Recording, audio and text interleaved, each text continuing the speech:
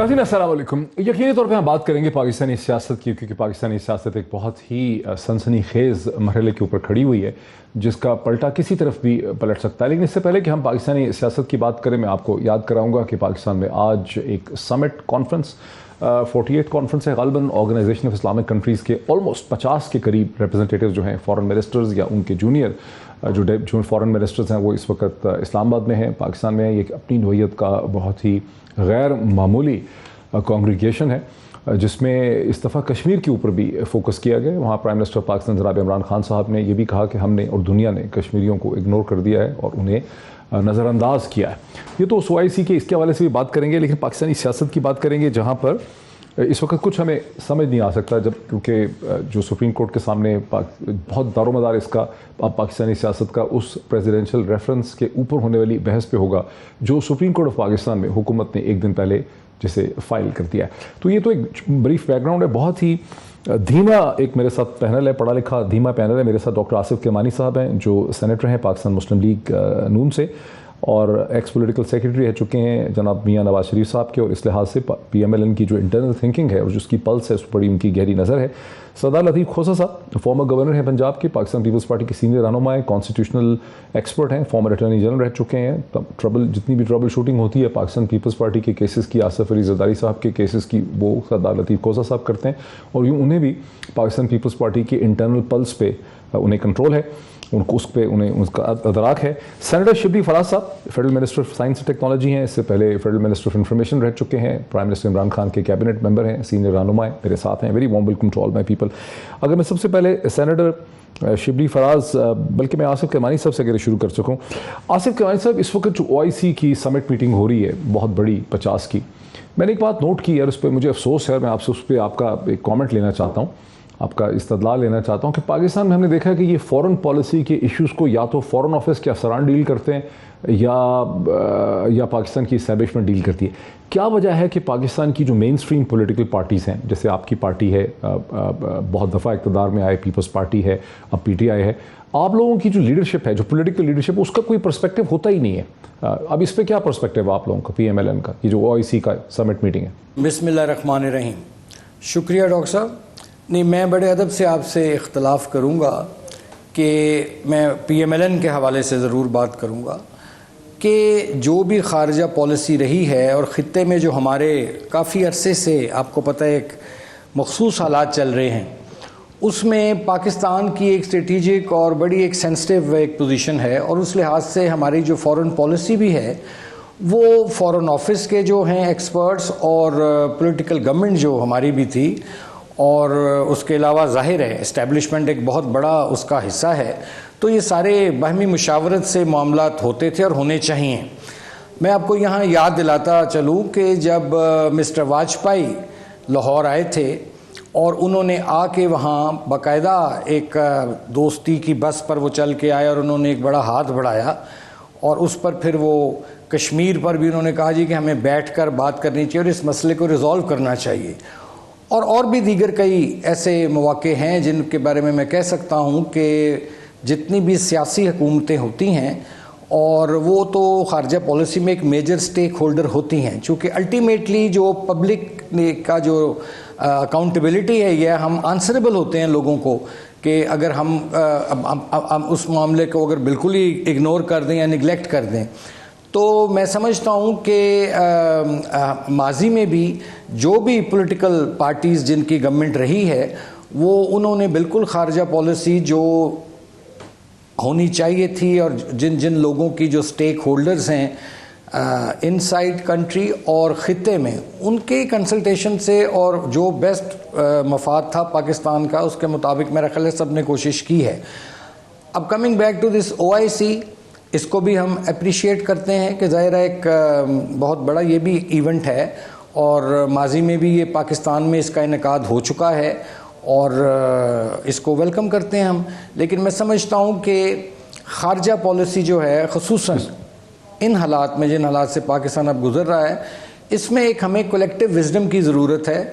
जिन मसाइल का पाकिस्तान इस वक्त शिकार है, अंदरूनी मसाइल हैं, बैरूनी मसाइल हैं, और उसके बाद जो एक इम्प्रेशन है, ये तासुर है जो कितना गलत भी नहीं है कि पाकिस्तान एक आइसोलेशन में जा चुका है इंटरनेशनली।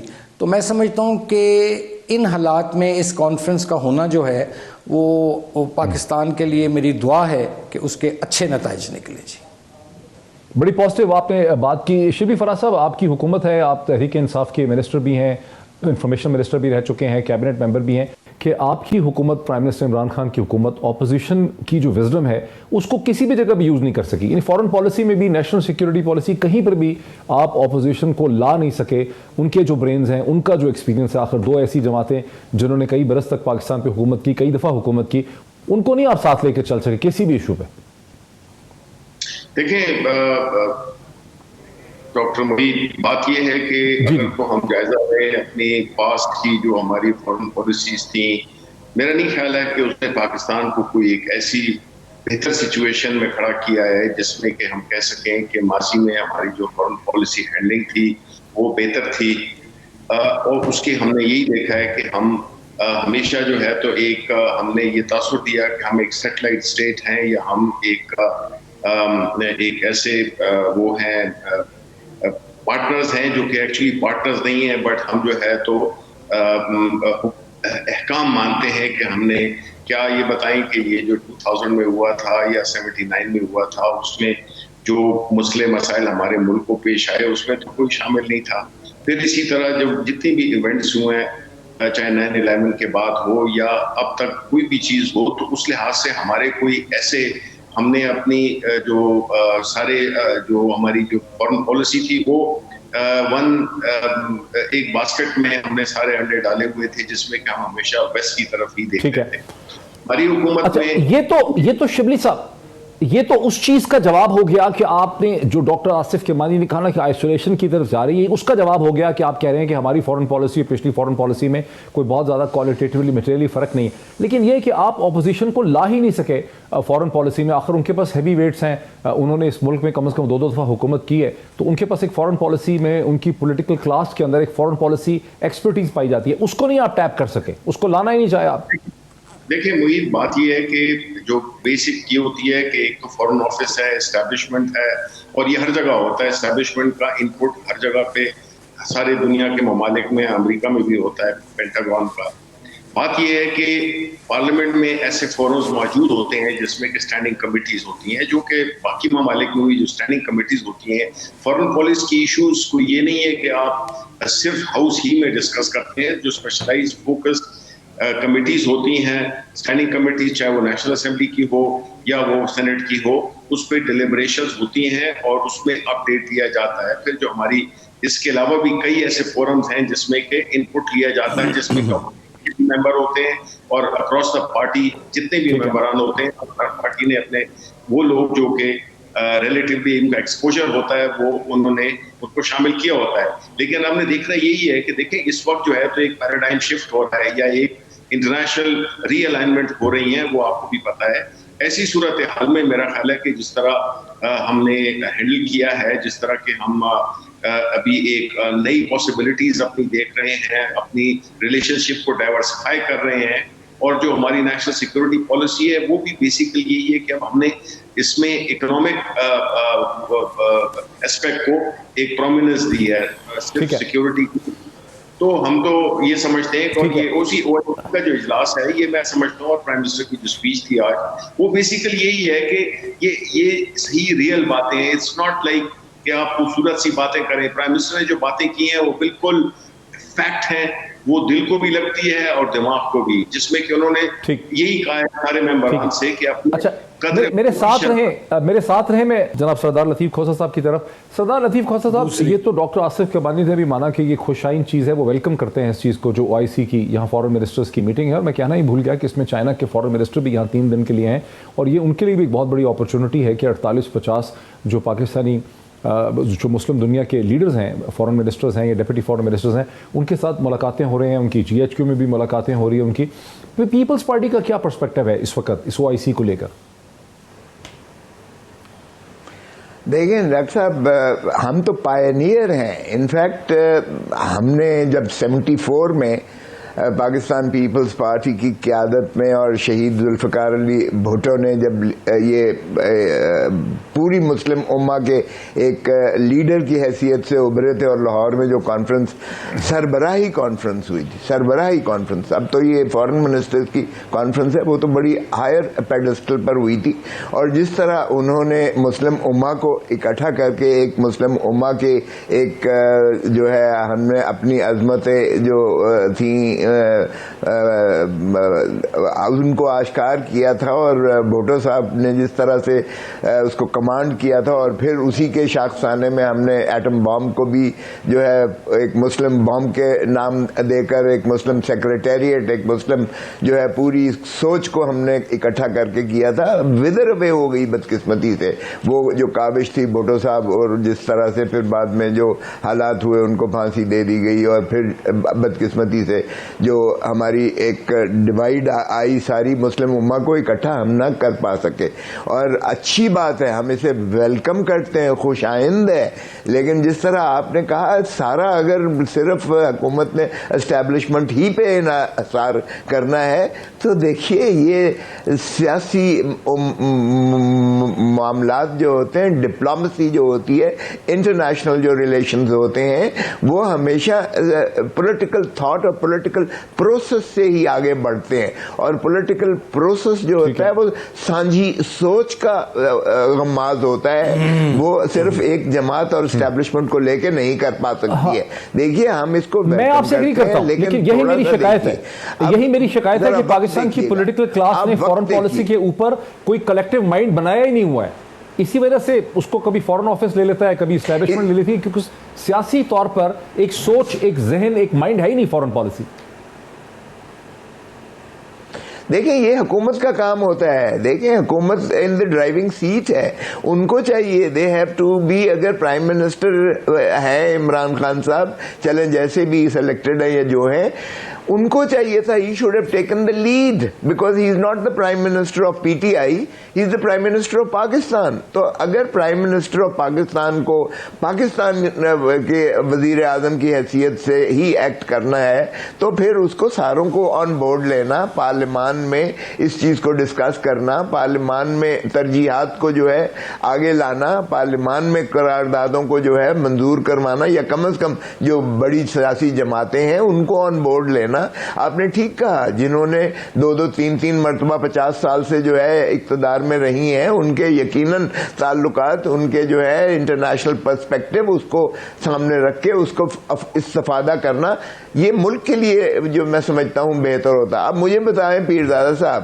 कि इस वक्त जो ये कॉन्फ्रेंस हो रही है, हमने तो फिर बड़ा दिल किया और हमने 25 को कर दिया और हमने जो है कहा कि नहीं इसको हम वेलकम करते हैं, और unitedly leader of the opposition ने भी कहा हम सारे अपने मुस्लिम उम्मा को वेलकम करते हैं यहाँ पाकिस्तान। मगर क्या आधे दैट नेव, उनको नहीं पता उनके सारे जो एम्बेसडर्स उनको क्या फीडबैक देते होंगे पॉलिटिकल, इस वक्त जो टर्मोइल है, इस वक्त जो हमारे इंटरनल सिचुएशन है, do you think they are not cognizant? जितने भी आए हैं मंदूब, उनके सारे एम्बेसीज ने उनको सारा फीडबैक दिया कि इस वक्त मुल्क में क्या हो रहा है। हमने तो फिर बड़ेपन का सबूत दिया, हमने कहा नहीं हम इसको कतई डिस्टर्ब नहीं करेंगे, हम उनको वेलकम करते हैं और खुशाइंद बात है, हम आज भी वेलकम कर रहे हैं।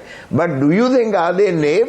हम जब जाते हैं इंटरनेशनली कहीं भी, मैं खुद रहा हूं, आपको पता ही हर ओहदे पर, सारी फीडबैक हमें पहले पूरा एक पेपर दिया जाता है कि ये इस मुल्क में ये मामलात हैं और ये जो पर्सनैलिटी है उसका ये पर्सपेक्टिव और इस तरह से हालात लोकल है। हुकूमत शायद ये समझेगी कि टर्मोइल आप लोगों ने क्रिएट किया। बहरहाल मैं एक सवाल, डॉक्टर आसिफ किरमानी साहब, वक्त बड़ा कम है, नहीं हमने क्यों क्रिएट किया है? देखिए तो आईनी मतलब तो आईनी बात है, और ये टर्मोइल को हमने नहीं क्रिएट किया। माफ करें, टर्मोइल का लफ्ज हमारे लिए ना इस्तेमाल करें, बिकॉज ये एक पॉलिटिकल, एक लीगल कॉन्स्टिट्यूशनल राइट था जिसमें हमने एक्सरसाइज किया है और 4.25 साल के बाद आकर ये किया है और हमने पूरा दिया। ये तो बार बार कहते थे आओ लेके आओ 24 घंटे में आओ, हमें तो ये ताने देते थे कि किधर है आपकी करारदाद, किधर है आपकी करारदाद। ब्रेक ले लीजिए, मैं ब्रेक के बाद डॉक्टर आसिफ किरमानी साहब की तरफ से शुरू करूंगा और मैं उससे पहले अपना क्वेश्चन कि टर्मोइल हो या बहरान हो या कैफियत हो, सूरत हाल ये है कि अपोजिशन बहुत तैयारी के बाद 8 तारीख को उन्होंने अदम एतमाद की एक तहरीक पेश की और इस महीने के आखिर तक ये चीज़ चलती रहती है। मसला सुप्रीम कोर्ट के सामने भी चला गया है तो इसको 22-23 दिन हो जाएंगे।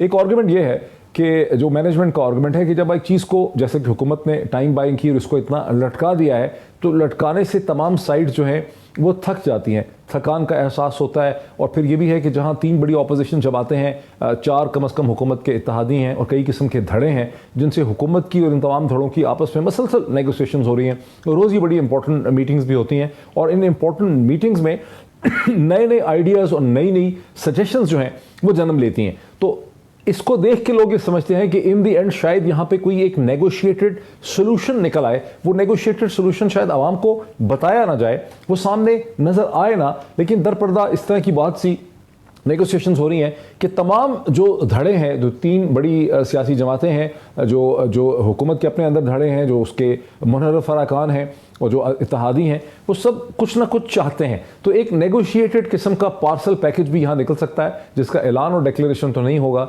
लेकिन एक हल जो है इसका शायद निकल आए। क्या वो हल निकल सकता है और हर जमात को क्या चाहिए होगा बेयर मिनिमम, उस पर बात करते हैं एक ब्रेक के बाद। नाज़रीन वेलकम बैक। वक्फे से पहले मैं सवाल तो अपना रख लिया था डॉक्टर आसिफ किरमानी साहब के सामने, लेकिन डॉक्टर साहब आपकी तरफ आता हूँ। आज के दिन की गालिबन सबसे अहम जो डेवलपमेंट है वो है जहाँ मौलाना फजल रहमान कराची जाते हैं, फजल रहमान साहब वहाँ जाकर मौलाना मुलाकात करते हैं MQM के साथ और उसके बाद मौलाना भी कुछ ब्रीफ कमेंट प्रेस ब्रीफिंग करते हैं और खालिद मकबूल सदीकी साहब भी करते हैं। पहले मैं आपको मौलाना साहब के कमेंट सुनाता हूँ और मौलाना की बॉडी लैंग्वेज भी ऑब्जर्व करेंगे, लोग देखेंगे कितने पुरएतमाद मौलाना नज़र आ रहे हैं। यहाँ से मुकम्मल तौर पर मुतमईन होकर जा रहा हूँ। MQM को शायद एक आध दिन फॉर्मल ऐलान करने में लग जाए। अदम एतमाद की तहरीक की कामयाबी यकीनी है। एक फ़ैसला तो हो चुका है कि अब उनके हलीफ उनके साथ नहीं रहे और हमारे साथ फ़ैसला करने में शायद इसका बाकायदा ऐलान करने में कुछ वक्त एक आध दिन और लग जाए।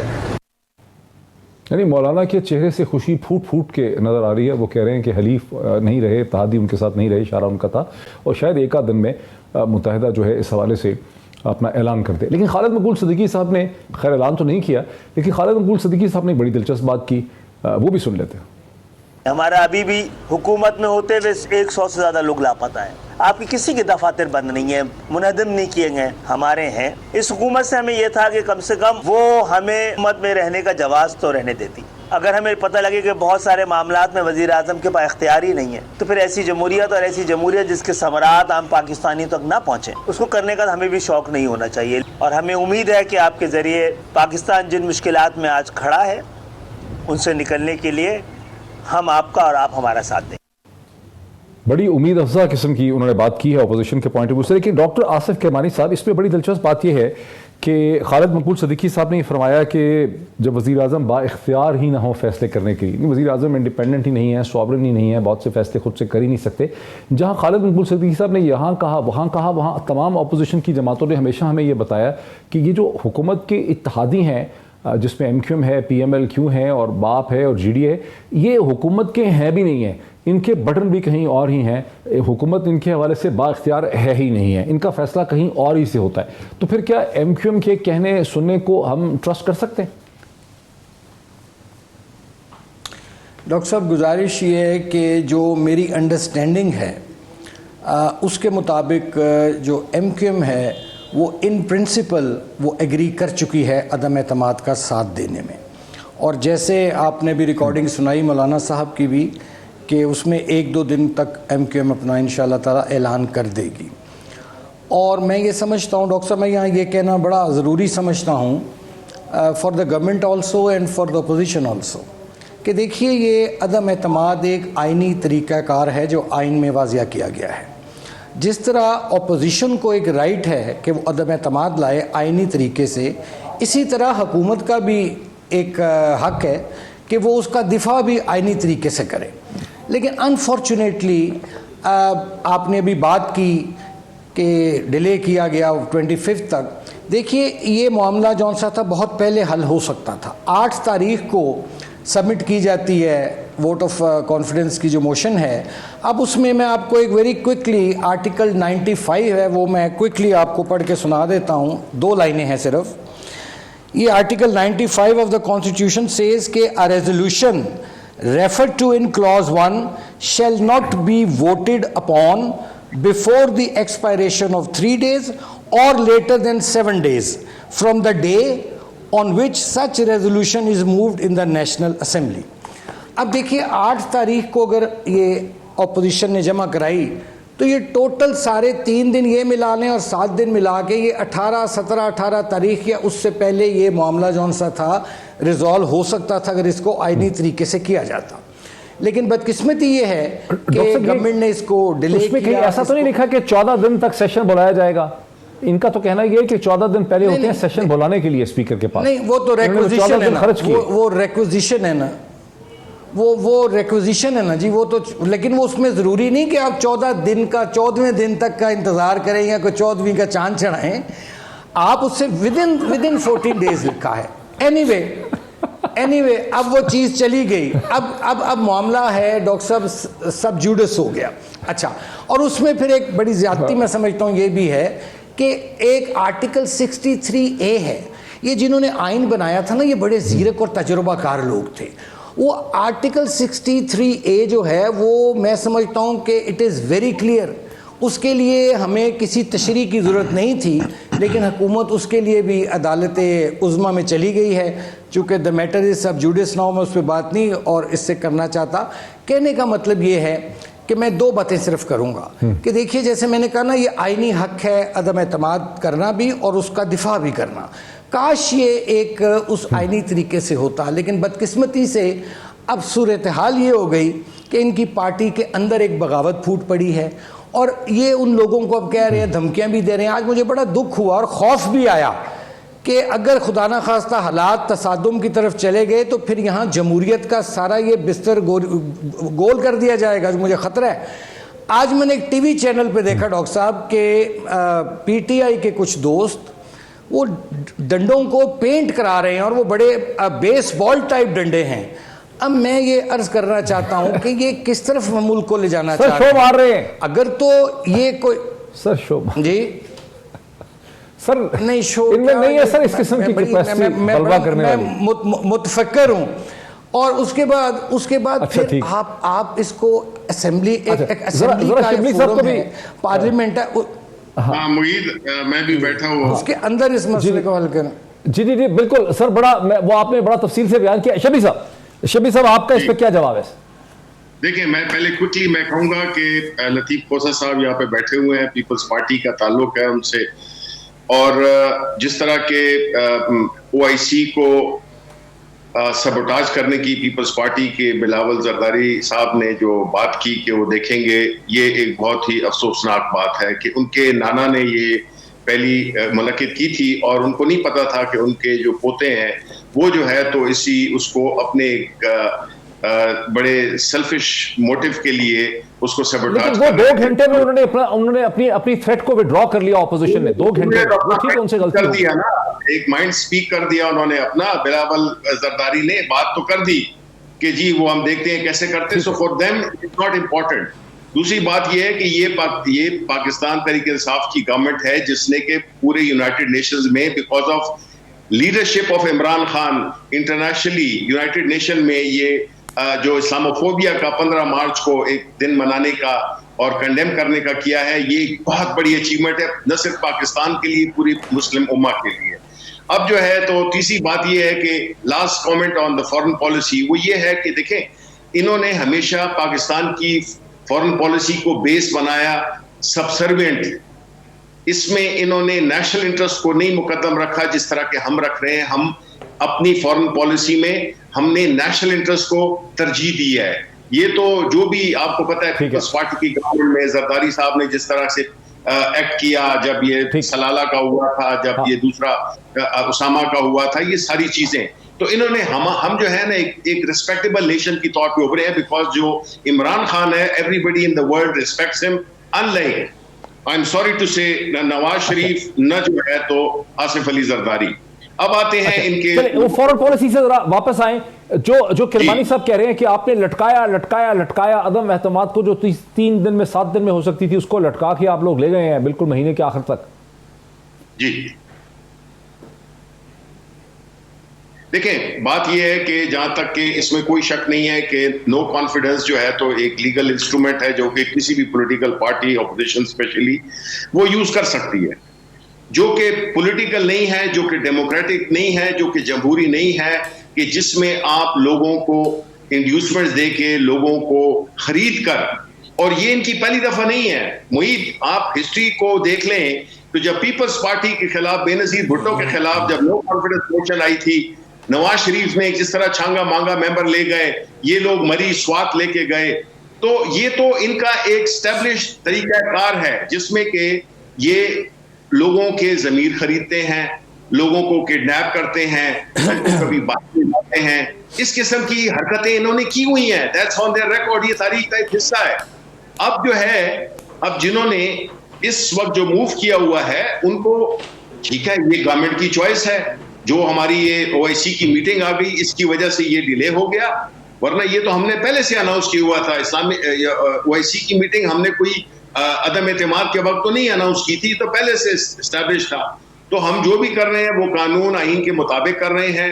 ऑपोजिशन को टाइम मिल जाएगा, मौका मिल जाएगा कि वो अपने आप को दिखा दें, लेकिन what they are doing is basically मुल्क को इंतशार, जबकि मुल्क कोविड से अभी निकला था और अभी उसमें हमने कितनी मुश्किलों से और कितने जबरदस्त तरीके से हैंडल किया। अच्छा, उसमें खोसा साहब का इस पे रद्द अमल ले लूं। खोसा साहब, कल सुप्रीम कोर्ट ऑफ पाकिस्तान जिसके सामने प्रेसिडेंशियल रेफरेंस गया है, बेंच तो बनाया, लेकिन एक दो ऑब्जर्वेशंस ऐसी थी कि आर्टिकल 95 के तहत जो नो कॉन्फिडेंस वोट का अमल है, जो प्रोसेस है, वो उसमें वोट पार्टी का कलेक्टिव वोट होता है, उसमें इनफरादी इंडिविजुअल एमएनएस का वोट नहीं होता। ये वो सूरत हाल है जिसके बाद इत्तेहादियों की इंपॉर्टेंस बढ़ गई है। लग रहा है कि मुनहरफ हजरात जो हैं ये घबराए हुए हैं, ये शायद जाए ना वोट डालने के लिए। मुझे एक तो पहले मैं ज़रा थोड़ा सा शिबली फराज साहब ने बहुत ज़्यादती की है कि पाकिस्तान पीपल्स पार्टी ने जिस अंदाज से इंटरनेशनली पाकिस्तान को एक एटॉमिक पावर बनाया, भुट्टो ने अपनी जान दी और डिफाई किया सारी दुनिया के उस वो बिलावल ने गलती तो कर दी थी ना सर, वो उसी की तरफ इशारा कर रहे हैं। नहीं देखें, नहीं, हिस्ट्री डिस्टॉर्ट ना कीजिएगा। पीपल्स पार्टी ने हमेशा एक पाकिस्तान की अजमतों की खातिर अपनी जानों के नजराने दिए हैं। रानी शहीद बेनजीर भुट्टो कोई अपनी जाती दुश्मनी की वजह से नहीं मरी थी, शहीद नहीं हुई थी, ये जान के पर खेले थे। देखें, इस तरह से ना करें प्लीज। सियासत में ये पार्टियां आती जाती रहती हैं, लेकिन जिसका कोई क्रेडिट होता है उसको बंदा मिनिमाइज नहीं करता है। अब आ जाइएगा, आपने जो सवाल किया, देखिए मैं खुद मौजूद था सुप्रीम कोर्ट में, सारा दिन मौजूद था। ये सुप्रीम कोर्ट ने कोई सब जुडिस वाली बात नहीं है। सुप्रीम कोर्ट ने कहा है आर्टिकल 95 की प्रोसीडिंग्स बिल्कुल नहीं रुकेंगी, इसकी पेंडेंसी से ना उन पर असर होगा और किसी को एमएनए को रोका नहीं जाएगा, और इस पर फैसला जात आ चुके। खुद मोहतरम इमरान ये भी कहा कि ये वोट कलेक्टिव होता है, पार्टी का वोट होता है। नहीं, ये किसी ने नहीं कहा, माफ कीजिएगा, मैं सारा दिन थ्रू आउट मौजूद था।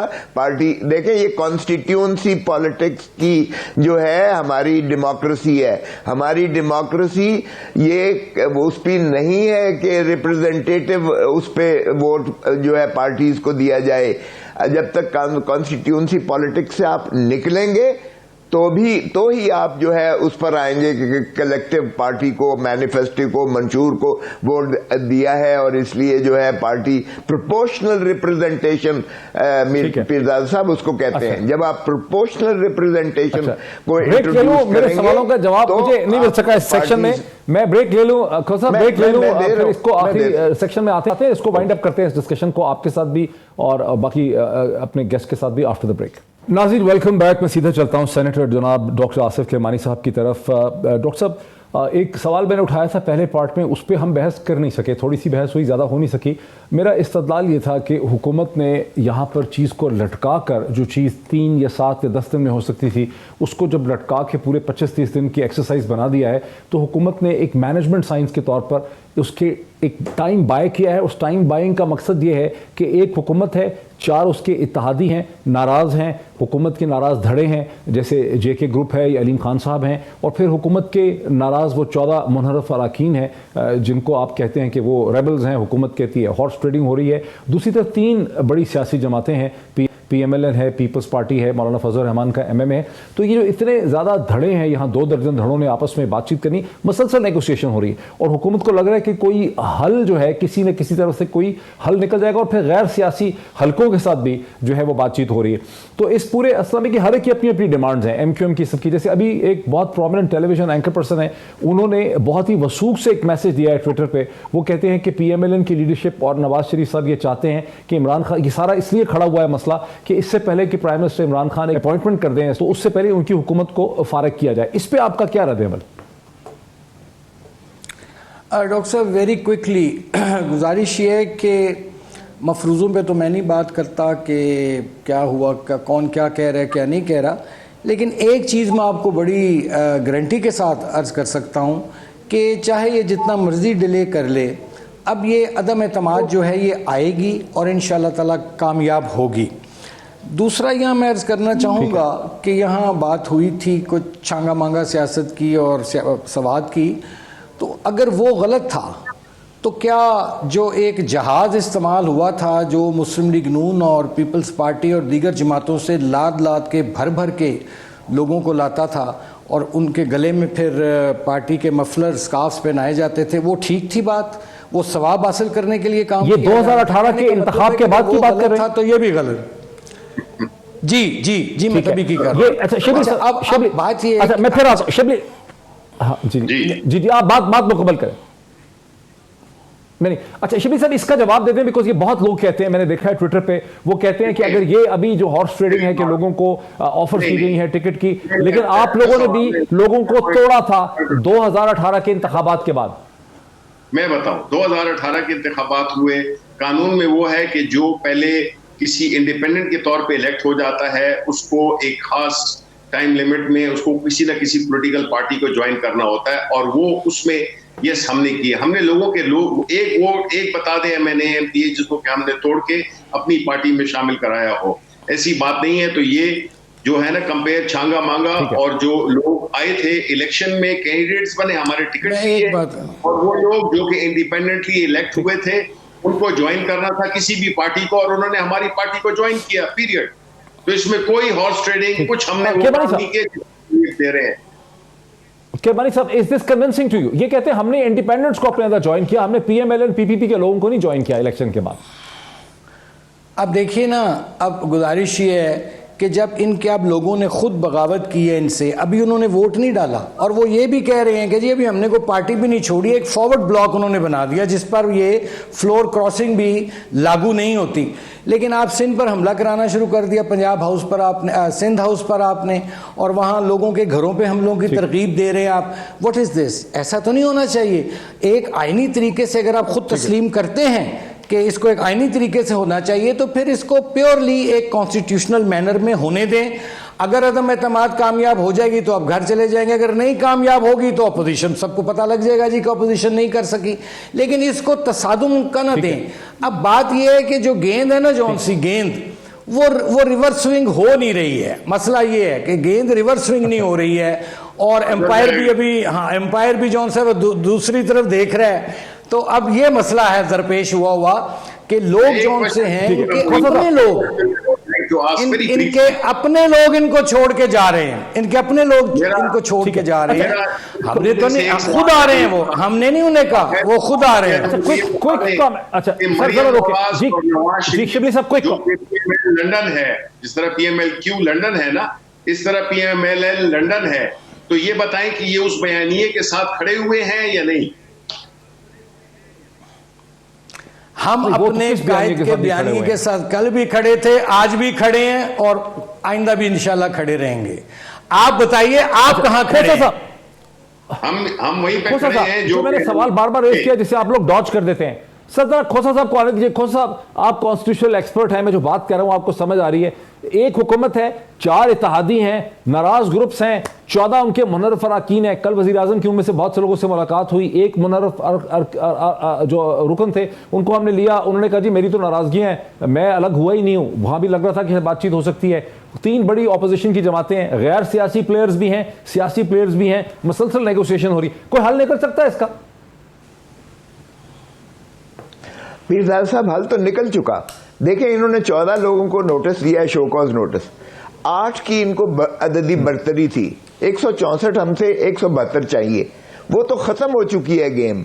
अब ये इन्होंने सबवर्शन ऑफ कॉन्स्टिट्यूशन किया है, ये आर्टिकल 6 के मुर्तकब हुए हैं। इन्होंने आइन को तोड़ा है, लिटरली उस शिक को तोड़ा है जिसमें 14 दिनों के अंदर जो है ये करवाना मकसूद था। 21 बनती थी 14 दिनों के, ये 25 को लेकर चले गए। इसी का जवाब जो है नहीं इस वक्त बनता तो है। इनको इस वक्त वोट ऑफ कॉन्फिडेंस तो लेना नहीं है ना खोसा साहब। इस स्टेज पे इनको वोट ऑफ कॉन्फिडेंस लेना नहीं है। अभी आपने 172 लोग लेकर आने, कोई नहीं कह रहा, इनको तो लाने नहीं है। हो जाए हम लेके, हमारे तो देखे ना, हमारे तो बन चुके, क्योंकि 14 ये कह रहे हैं कि वो सिंध हाउस में है, हमले कर रहे हैं वो सिंध हाउस में। अभी एलाइज को मैं सर अगर वो 14 नहीं आते, हमारे पास तो 38 खोसा साहब एक खौफ, वो जो 14 लोग हैं सर उनके लिए तो इन्होंने बड़े खौफ और कानूनी और पॉलिटिकल मसले खड़े कर दिए ना। वो अगर नहीं आते तो यही लग रहा है कि इत्तेहादियों की इंपॉर्टेंस बढ़ गई है। अब तो PMLQ और MQM ये अगर आपके साथ नहीं खड़े होते तो आप भी फंसे हुए हैं। पीरजादा साहब, ये तो सुप्रीम कोर्ट ने कल कह दिया कि आप किसी को नहीं रोकेंगे, और ये अंडरटेकिंग दे दी गई है। और आर्टिकल 63A में बहुत वाज़ेह है कि उसको सजा मेंबर को ये मिलेगी, he shall cease to be a member after, उस कब होगा? जब उसका इलेक्शन कमीशन ऑफ पाकिस्तान जब उसको डिफेक्शन के पार्टी हेड के उस सर्टिफिकेट को जब तस्दीक लगाएगी, उसके बाद इन्होंने 3 सवाल उठाए हैं। मेंबर उस वक्त 3 सवाल उठाए हैं अटॉर्नी जनरल ने कि वोट वैलिड होगा कि नहीं होगा, डिस्क्वालिफिकेशन उम्र की होगी या 5 बरस की होगी। 3 सवाल उठाए हुए हैं जो सुप्रीम कोर्ट ने 24 के बाद सुनने, जिसकी वजह से मुनर्रफ अरकान के ऊपर ज़हनी दबाव है। इससे ये इसका ज़हनी दबाव आप फिक्र ना करें, किसी पर नहीं है ज़हनी दबाव।